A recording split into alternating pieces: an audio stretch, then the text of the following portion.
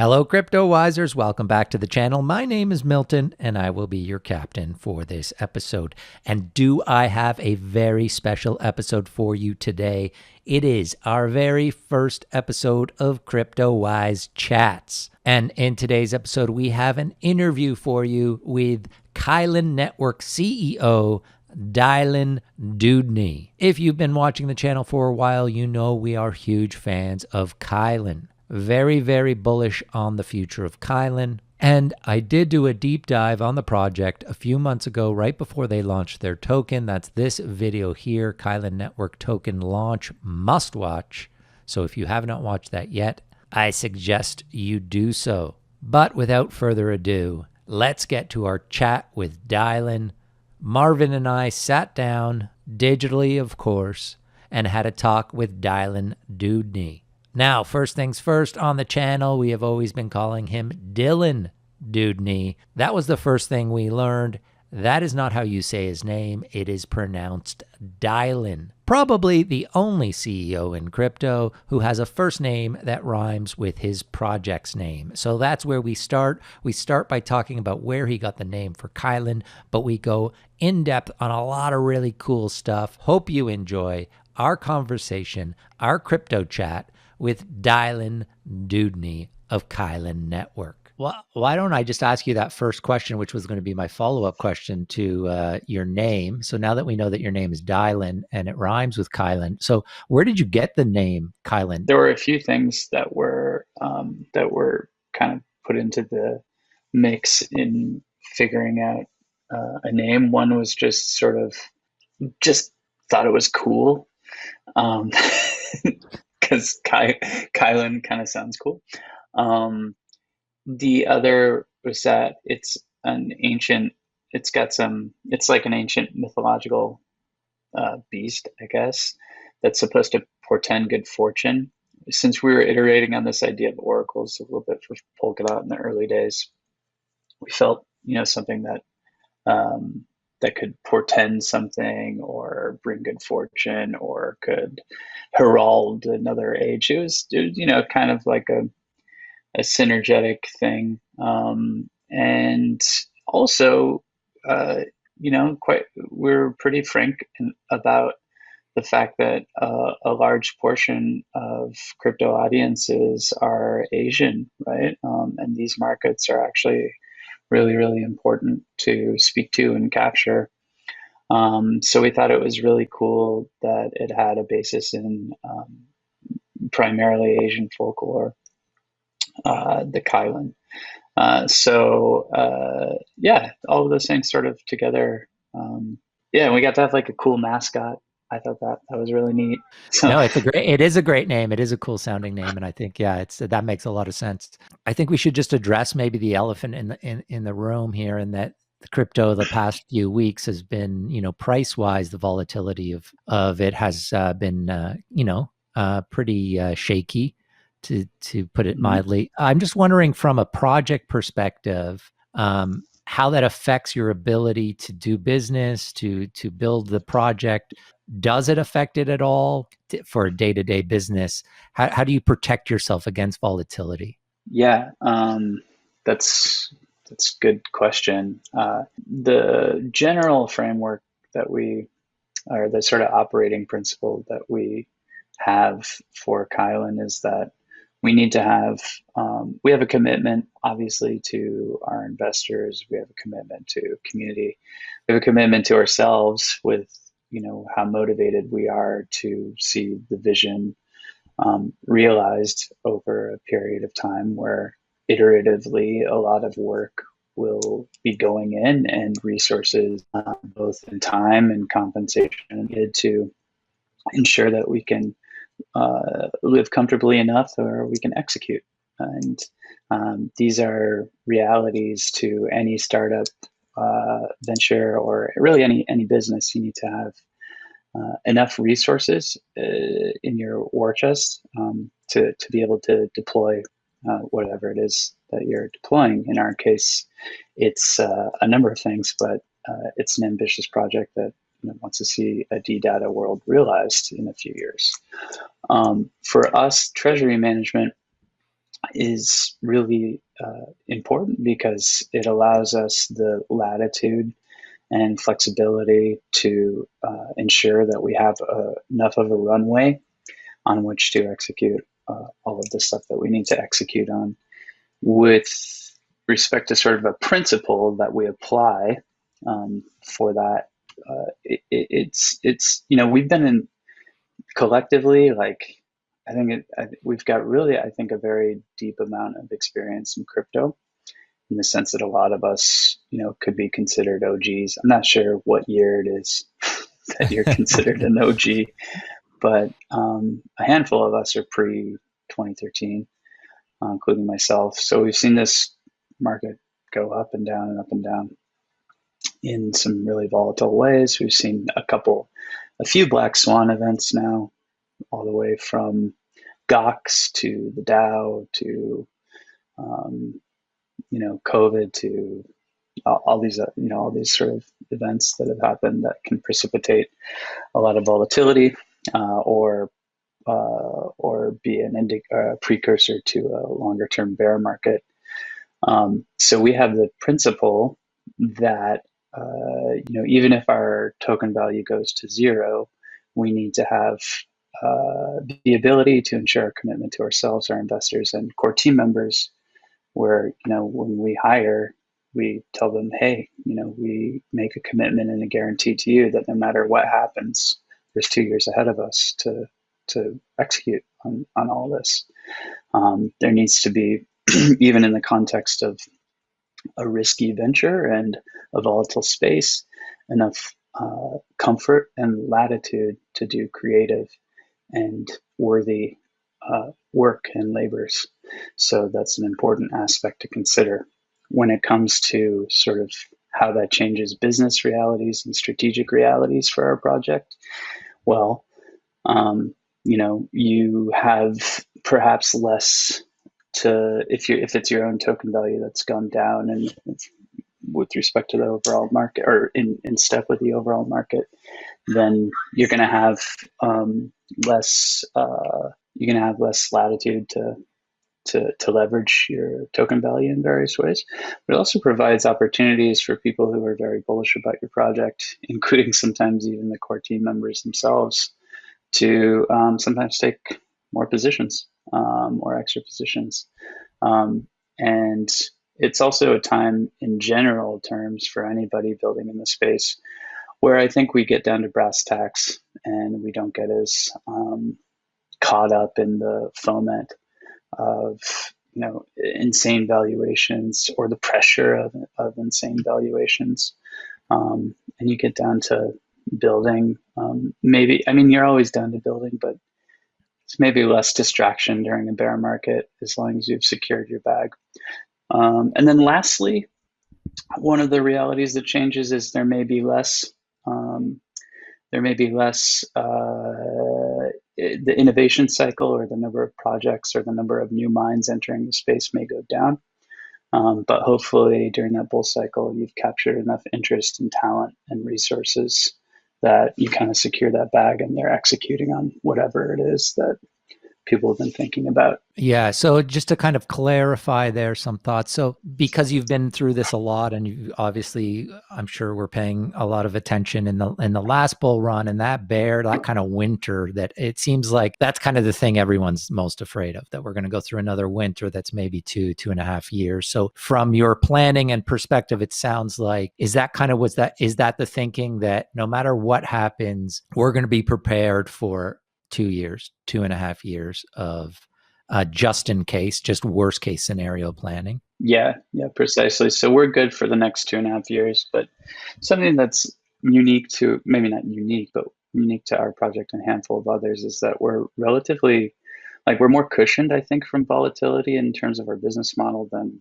perhaps other plans. So if you look at projects, that have some similarities to ours, for example, Chainlink, they had quite a run, and they were one of the best projects of 2019 when, for all intents and purposes, things weren't going that well. So I think in some ways, projects that are infrastructural, projects that have enough talent and enough resources to execute over the long term, and projects that can leverage themselves beyond just crypto. So, we're not like and with all due respect to any project that is, kind of securely in crypto, like a DeFi or a DEX or something like that, but any project that leverage themselves beyond crypto, where, and I think where we're potentially useful and valuable to enterprise and individuals as time goes on, we're cushioned from that volatility to a greater degree than other projects. And I'm just curious from just a treasury standpoint or like a balance sheet standpoint, is a project like Kylin, are you able to do all your business through crypto, like through your own token and stable coins, say, or do you have fiat accounts? Do you have to still do business in fiat? So yeah, I count kind of a couple of questions in there, and they're cool. So the first is just the broader question of how does our project and maybe other projects handle treasury management and vendor, I guess, management, or where are we able to settle out in crypto, or do we have to maintain fiat? For the most part, we are able to operate through crypto, and through stablecoin, sometimes BTCs. Our own native token can be leveraged in some of the deals that we do. And one of the bullish signals we got, early on and throughout, actually still, I almost wanted to tweet it out, where we actually have many of our vendors asking for KYL instead of stable coins or BTC or anything like that. So I thought, oh, that's good. Yeah, that's cool. Yeah, very cool. So I was like, oh, okay, sure, it's great. But this is definitely in distinction to 2017, where stablecoins weren't as much of a thing at all, or I guess they were really just nascent at that time. And I think it's proving to be this thing that accelerates a lot of different business dynamics, right? You don't have to. I think we move just like a lot faster than like a crypto startup moves. Deals are made like over Telegram and like sometimes a handful of sentences. Right. And no, but like seriously, all these different deals are being made, and they're being made very quickly. Hopefully with some thought put into them. But it's different, than having to settle out all these different intermediaries and I guess I'm just thinking of the example of having worked, in traditional startup environments where you have to I don't know, get a wire transfer and then do all these 18 different things. Obviously, you want to make sure you have your accounting procedures in place and your regulatory legal compliance in place to make sure everything's cool. But for the most part, you can do a lot of work in terms of deal making and treasury management and vendor relations through crypto, and it's way quicker. That's cool. Very cool. So yeah, let's get into Kylin specifically. So I think the original narrative around Kylin really started around obviously the Oracle service. But my understanding, at least, and you can correct me, is that obviously the focus really is on the data economy being part of that. And my understanding is really in three specific areas. There's the Oracle service, the data marketplace industry, and then being a query engine. So let's start with the first one, the Oracle narrative, because we've been talking about Kylin a lot on our channel for months now. I'd say the number one thing that comes back to me as the argument for why people aren't investing in Kylin is that Chainlink is already part of Polkadot. Why would a project need an Oracle service from Kylin when they can just use Chainlink? So I just wanted to give you a chance to kind of answer that question. Yeah, totally. And I think there's a few reasons, right?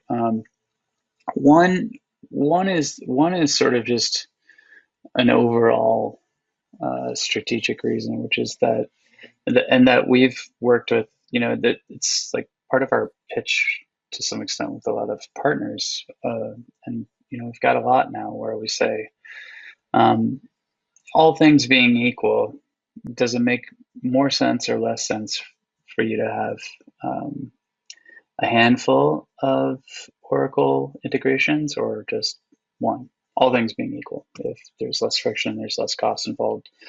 What do you think about that?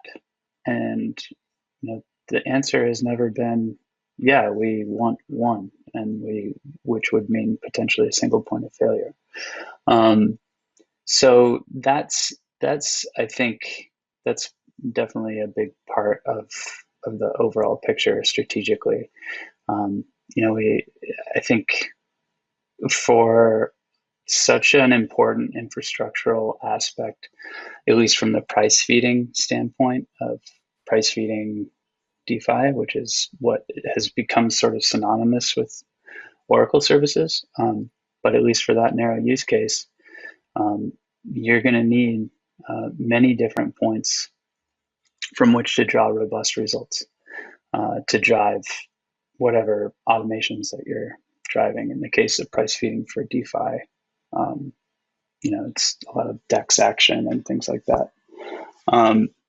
So I think that's definitely one reason. The other reason is that we also have more of an open sandbox environment. So Chainlink, and a lot of this stuff is like almost like maximalist. It's like pitting one against the other, and I'm not really sure that that's necessarily useful because it doesn't really make a lot of sense, as I said before, strategically to have just one Oracle. But yeah, anyway, we have more of an open sandbox environment, whereas Chainlink, it's great, it's flexible, it's modular, but it's nevertheless something that they create on their end.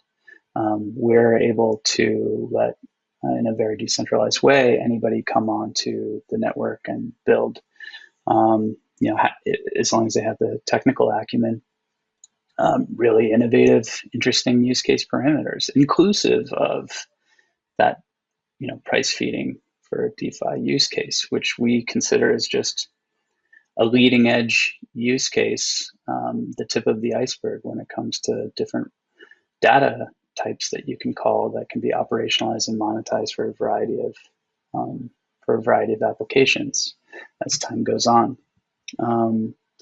So yeah, and that is a segue to maybe the third point, which is that we don't see ourselves as just price feeding or just an Oracle. We see ourselves more as like a data blockchain or an infrastructure that can be run across, the entire Web3 stack and the world.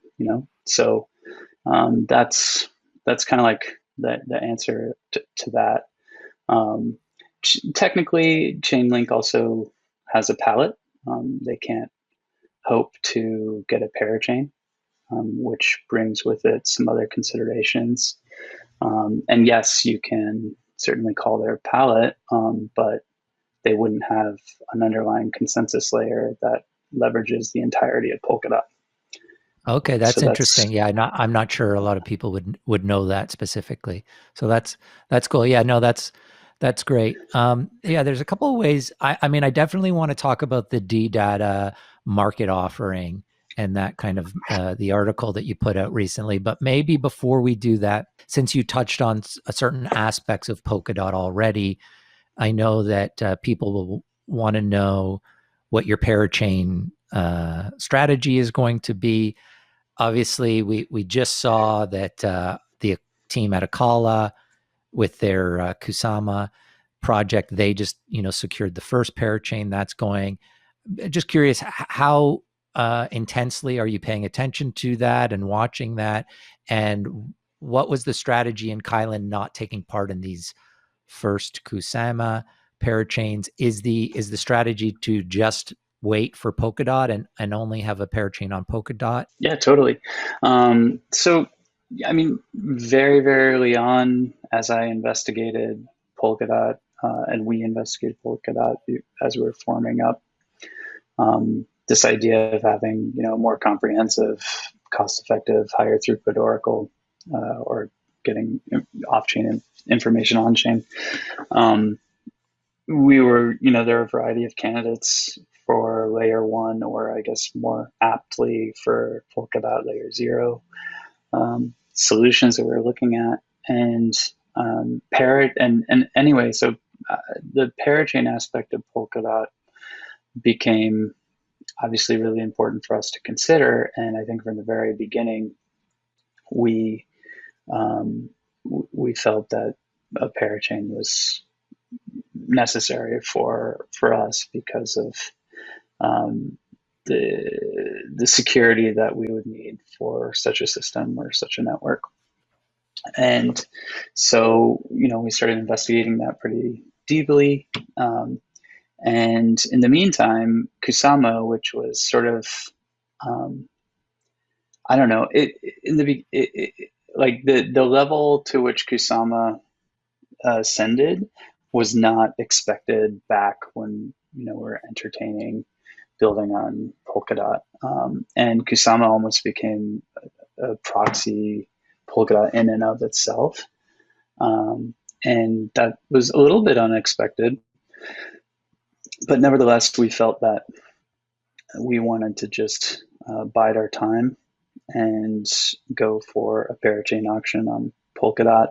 The reasons why were because we didn't want to really split our resourcing. We only have so many resources, so much DOT that's been guaranteed to our project. And early on, I knew how important parachains would be. So I spent a lot of time trying to make deals to get strategic investors to also guarantee DOT to our project. And we were able to get around 200,000 DOT in guarantees, even before we've entertained the idea of like a community PLO. We got some pressure from our community, and we listened to it a bit about doing Kusama. We entertained it. I worked with Sam, and we thought about it, and we decided not to go for it. Yeah, I mean, we just felt like, let's bide our time for Polkadot because that's where we're going anyway. And do you have in the back of your mind, do you have a timeline for when would be ideal? Or is that going to be based on the progress of your mainnet test and things like that for when you would need to have parachain access to a parachain? Yeah, so I think we need to be pretty smart and strategic about it. I guess that goes without saying. It's not like we would not be endeavor not to be smart or unstrategic, but I think so for what we've seen with the Kusama parachains is that I'm not like, I thought there would be a little bit more hype involved, to be honest, than there was. We saw standard deviation above the rest. I mean, great for Akala, but they were maybe a standard or deviation or two above every other project in terms of the amount of DOT that that they got lent to them for auction. What this means when we get to Polkadot auctions is that I think the best way to go would be not to go all out in that first round, but to hang back to try to affordably get a parachain, if that makes any sense. Maybe go for like a fourth or fifth round, like really put our eggs in that basket. Yeah, no, that does make sense. Be the way to go. The critical question, I guess, would be, a lot of your partnerships, I'm imagining, are for your Oracle service on some level. These projects saying, yeah, we will use the Kylin Oracle service. Are you able to provide that service to your partners if you don't have a parachain? Yeah, we'll be able to, but a parachain makes it a much better situation. Is the Okay. best way I can put it. The other aspect, I guess, of the Polkadot, which I'm really curious about getting your perspective on this. Clearly, you learned about Polkadot at some point and you thought that was the best network for Kylin, but there did seem to be two very distinct strategies in the space. One being we're going to launch our token as on ETH as an ERC-20 token and then kind of bridge over to Polkadot when it's ready, versus other projects that were like, we're going to wait, not issue a token until Polkadot launches. I'm just curious from your, what were the conversations? What was the strategy for Kylin to launch its token on ETH first, as opposed to waiting? Yeah, so I think that came from the standpoint of like we just thought it was better strategy to try to secure funding. While I mean, nobody knows anything. Nobody knows when the market could fall out. Nobody knows where things will be 6 to 12 months from now. And having been through a few, I guess at least two crypto winters and many more times of volatility, I think the strategy was clear. Let's arrange a way to ensure our resources and our runway, and yeah, and that it just simple as that. Right. And and that's it. No, that's I mean, people will come at this from different angles, and I think that I mean, even projects that are even projects that go at from like, yeah, you're right. There's like kind of two twin tracks for Polkadot based projects, and one is the ERC-20 track, maybe, which we fall into. The other is more like the Akala, Moonbeam, several others, Plasm, and we're very friendly with all of them. I don't think that Polkadot expected this.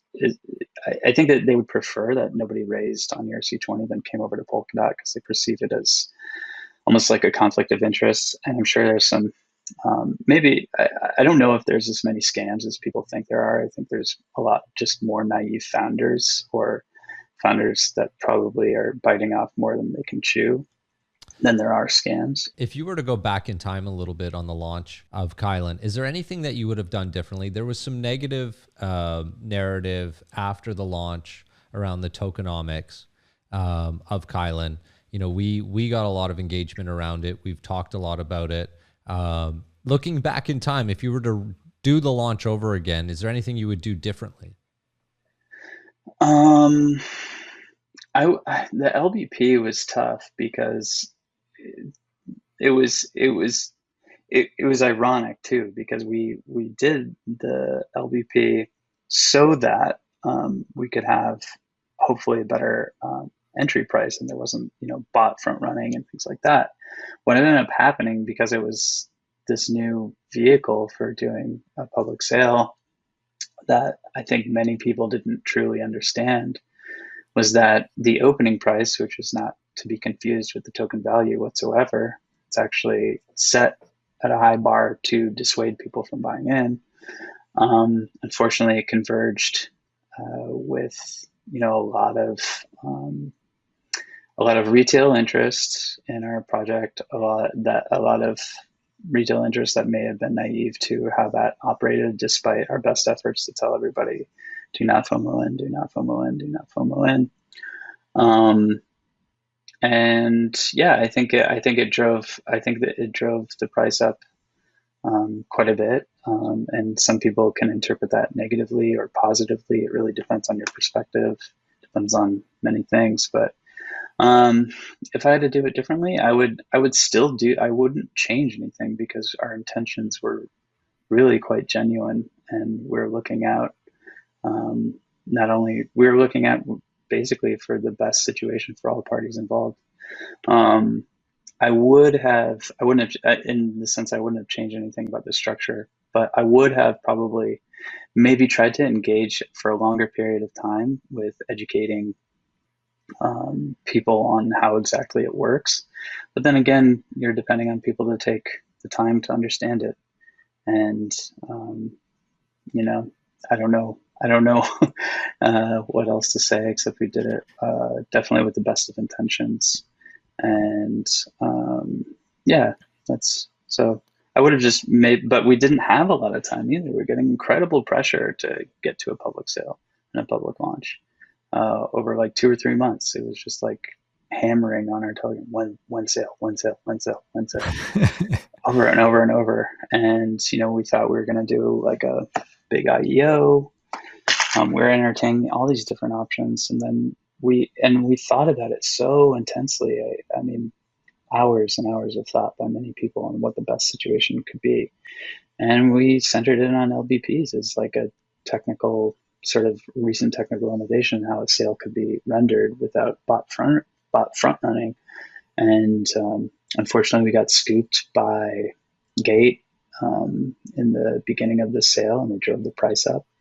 And then in addition, I think there are quite a few retail participants that didn't understand how it worked.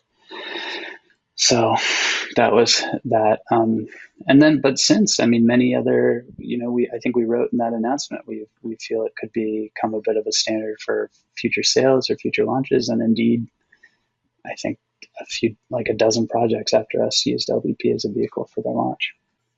Just going back to the ERC-20 version of Kyle. So is that now, from your perspective, would ideally, when you launch your Parachain, would you want people to all transfer over so that there's one version of Kyle and that's on the Polkadot, or is it better for Kyle to exist in many different versions on different chains? Like, are you okay with the ERC-21 kind of a 20 version just living, like living on as part of? That's a great question. Yeah. I guess I hadn't really thought about if people would try to keep it alive somehow. But the intent is fully to port over, obviously on a 1-to-1 ratio over to Polkadot once we get to mainnet.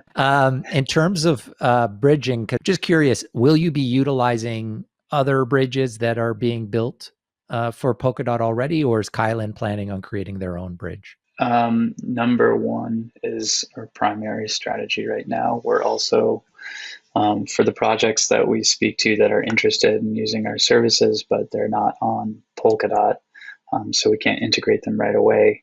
We're also referring them over to Moonbeam to get integrated with them so that they can code in an environment that they're used to, especially if they're ETH, obviously. I guess that's most germane for Moonbeam.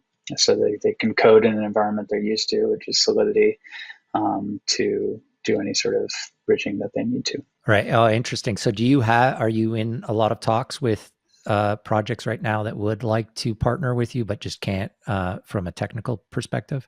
Yeah, I would say probably about at least a dozen right now, but we're working with a handful of them through testnet integrations, also through trying to support whatever integrations they need to get over to Polkadot, whether that be through Moonbeam or whether they just want to create their own bridge over. Right. So yeah, I want to get into the DData market offering, because this was something I was pretty excited about. And I've heard the comparison, and I'm wondering how you feel about it and if you're okay with it.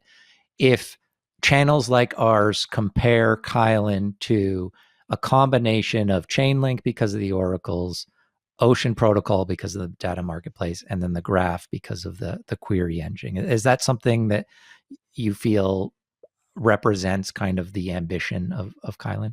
Yeah. I mean, it's a pretty good shorthand for understanding the different pots that we have our hands in. Definitely, I would only just add that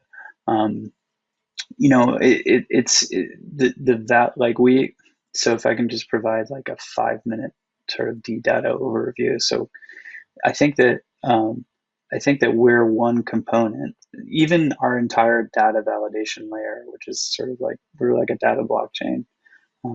We validate data. That's basically what we do. We say this data is likely to be true.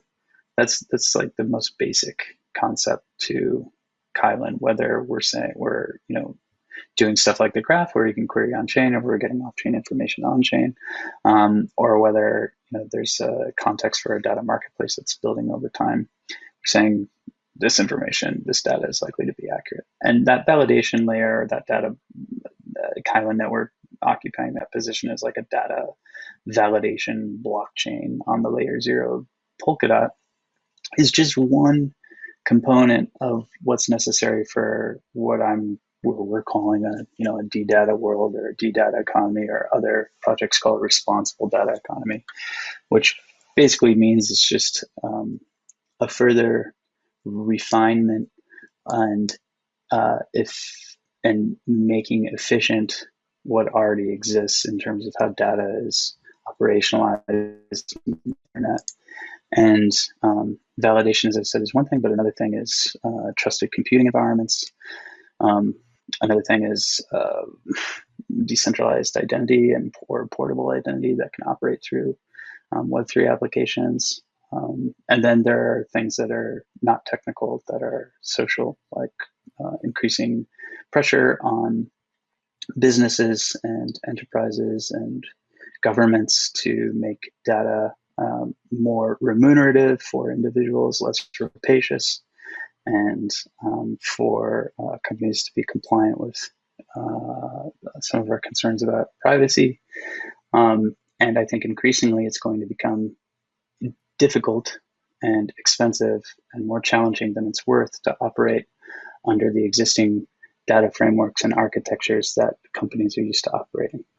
So that's the kind of overall picture, and we fit into it by providing a data validation layer that encompasses those three sort of. Right. So I just want to maybe zero in and compare, because Ocean Protocol is kind of the one I know most about. My understanding of Ocean is they went the route. Obviously, I think both you're probably thinking a lot about the same different things, and they went with the route of, we're going to create each data set as its own token that will be essentially its own mini marketplace that people can trade within the pair of that token to get access to that data. Now, my understanding of what you're going to build is more that the data would be an NFT, one NFT that people could buy a fraction of, and anyone who pays to use that data, that revenue would be distributed amongst the owners of that NFT. Do I have that right? More or less, yeah. And so it's, when you conceptualize these things and you're validating them a little bit out and you're talking to people, it's cool. But then when you unveil it, it's like you're standing naked in the street and you're like, hey, is this okay? Do I look okay? And so it's really been encouraging that that the feedback so far has been pretty positive about the basic conceptualization of a DDMO. The reason why we started thinking about this problem, or like why we thought introducing the concept might be a good idea, and then hopefully implementing it, it is because you sort of like have a chicken egg problem. So we're coming with some other like projects like Ocean Protocol, Oasis Labs as well. We're coming, to this and saying, hey, like, don't you guys realize it's going to be a data world, and there's going to be all these amazing, use cases, and people are going to be buying and selling data in a decentralized way, and all these things are going to happen. And, let's just start data markets, people buy and sell their data. And I thought, I guess we started just thinking like, maybe that's not the best way to like accelerate this process. It's sort of like it's like a solution in need of, or what is that phrase? It's a problem in need of a solution, or a solution in need of a problem. That's the one. Yeah. So, I just I just thought, and I guess the genesis started, with me. I just thought like, hey, if we're expecting that all these new interesting either DAOs or like projects or whatever startups get created to innovate on new use case parameters for feeding on-chain information or querying on-chain information, and then, or if there's enterprises that feel like they can operationalize or monetize their data in some way, shape, or form, like you need the impetus of like the business case almost first, I think.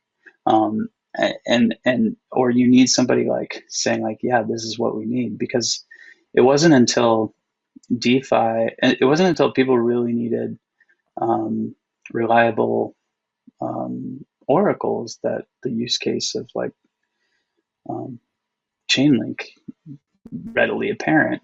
So until these startups get created, where, for example, I think the example that we used in the DDMO announcement was about tokenizing genomes.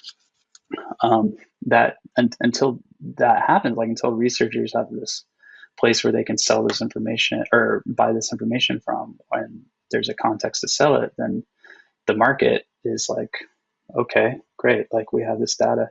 The problem is not the supply of data, I think, although it is a problem in the sense of trust and computing, but the problem is actually the buying, the demand side. So we felt, how do we solve the demand side, and how could we integrate it within an overall framework with Kylin Network to make Kylin more relevant, have a greater utility case where the governance aspect of Kylin becomes more important, not just voting about Kylin and its, maybe treasury management, but voting about what its ecosystem looks like, or what are the future data markets look like, and things like that. So, the idea is we take proposals from our community about what would be the first DDMO. That DDMO is then issued an NFT, and that NFT gives rights to anybody who owns a fraction of it for the future querying fees of whatever the data that's bought and sold on that DDMO is. But more importantly,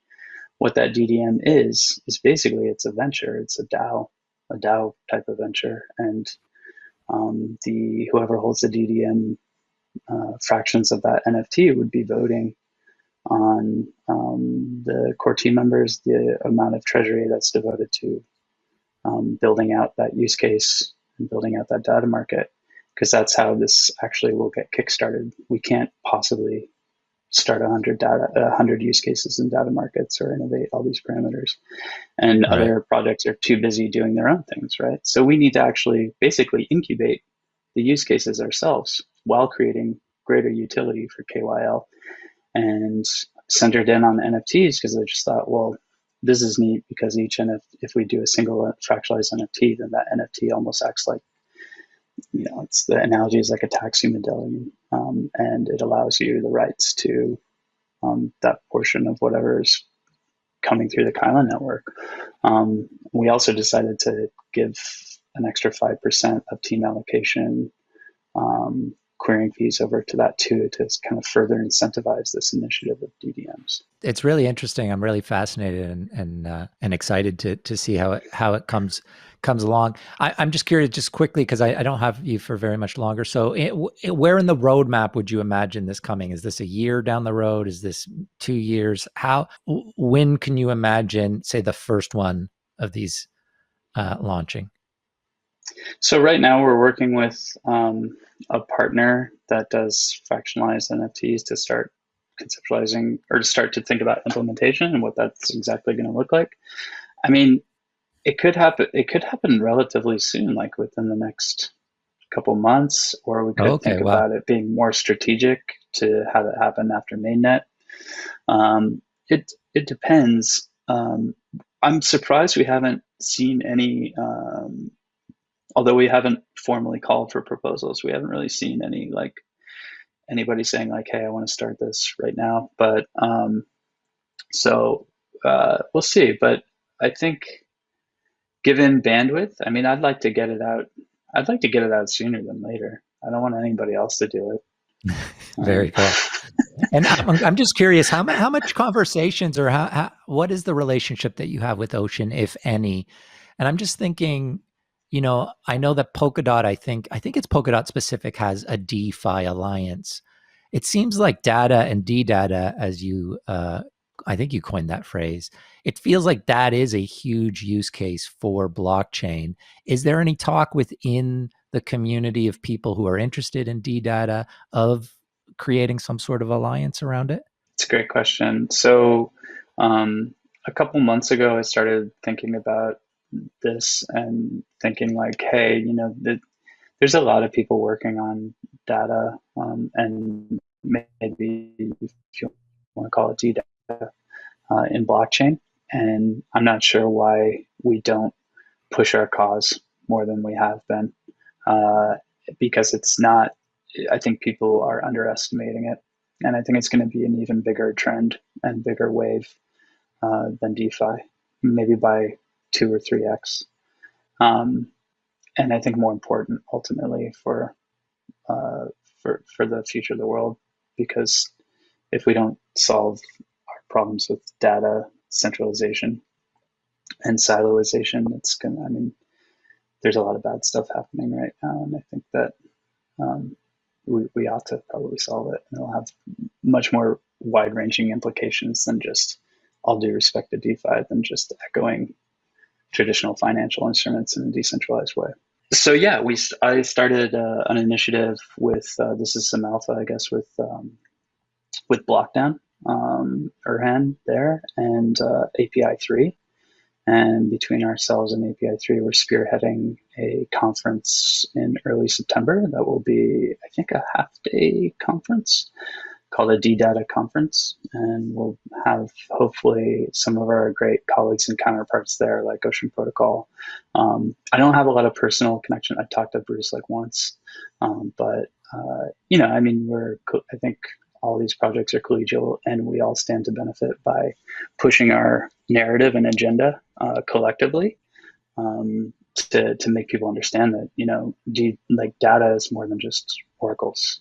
It's this huge thing that I think is going to be more and more important as time goes on, especially after we solve some of the other composite parts of it, like identity and trusted computing. Awesome. That sounds exciting. So yeah, I'll be looking forward to seeing how that goes. Well, Dylan, I just want to just thank you so much. I mean, obviously we could talk all day. There's so much to talk about, but I really appreciate the time. All right, Cryptowisers, that was our conversation with Dylan Dewdney, the CEO of Kylin Network. As you can tell, really smart guy, really great guy, and he set up Kylin well for the long run. I really believe in this project. Very ambitious, but Dylan seems to be doing it the right way. As you heard in the interview, these guys are protected if we are entering a prolonged bear market. He's all ready to secure a parachain. He just wants to strategize and get it in the best way possible. And it is not just an Oracle project. It has so much more potential. All right, well, if you enjoyed that first episode of Cryptowise Chats, let us know in the comments. Do you like these long-form interviews with crypto insiders? Would you like to see more of these on the channel? Let us know. And if you did find this video valuable, do us a favor, smash that like button, subscribe to the channel if you haven't already, and make sure you hit that notification bell. As always, thank you so much for watching. I'm Milton. Until next time, over and out.